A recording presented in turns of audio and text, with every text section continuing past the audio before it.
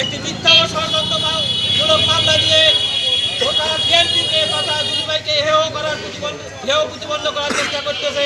তার এই প্রতিবাদে গোটা রংপুর বিভাগে প্রতিটি উপজেলায় আজকে বিএনপি ডাকে প্রতিবাদ সমাবেশ ও বিক্ষোভ মিছিল অনুষ্ঠিত হচ্ছে।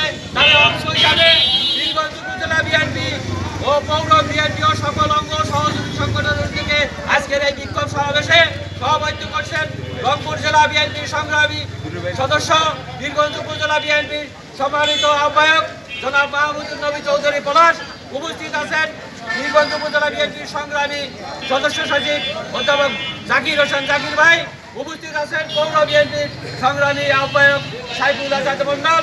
উপস্থিত আছেন পৌর বিএনপির সংগ্রামী সদস্য সচিব ইয়াতুমুল হাসান লিটন ভাই সহ বীরগঞ্জ উপজেলা বিএনপি, যুবদল, স্বেচ্ছাসেবক দল, ছাত্র দল সহ সকল অঙ্গ সহযোগী সংগঠনের নেতৃবৃন্দ। এই পর্যায়ে আপনাদের সামনে সংক্ষিপ্ত বক্তব্য রাখবেন বীরগঞ্জ উপজেলা বিএনপি, বীরগঞ্জ পৌর বিএনপির সংগ্রামী সদস্য সচিব জনাব ইয়াতুমুল হাসান লিটন ভাই। জনাব ইয়াতুমুল হাসান লিটন ভাই।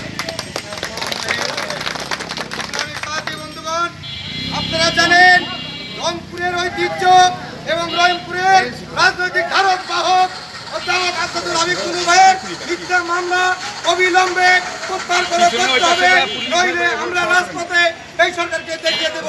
সংগ্রামী সাথী বন্ধুগণ, আমাদের উত্তরবঙ্গের একমাত্র কৃতি সন্তান অধ্যাপক আসাদুল হাবিব কুলু ভাইয়ের নামে যে মিথ্যা মামলা দেওয়া হয়েছে অবিলম্বে তুলতে হবে। সংগ্রামী সাথী বন্ধুগণ, এই বলে আমি আমার কথা শেষ করছি। বাংলাদেশ জিন্দাবাদ, শহীদ আমর হক, খালেদা জিয়া জিন্দাবাদ, তারেক রহমান জিন্দাবাদ। সবাইকে ধন্যবাদ। খোদা হাফেজ। বাংলাদেশ জাতীয় বন্ধুগণ, এ পর্যায়ে আপনাদের সঙ্গে অত্যন্ত সংক্ষিপ্ত বক্তব্য নিয়ে আসছে বীরগঞ্জ উপজেলা বিএনপির সম্মানিত সদস্য সচিব জনাব জাকির হোসেন জাকির ভাই।